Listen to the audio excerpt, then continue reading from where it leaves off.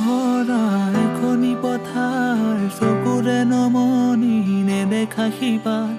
মৰমে আৱৰা হিয়াৰে বাখাৰ কতনো কবিতা লিখিছো তোমাৰ সেউজেৰে ভৰা এখনি পথাৰ চকুৰে নমনি নেদেখা সিপাৰ মৰমে আৱৰা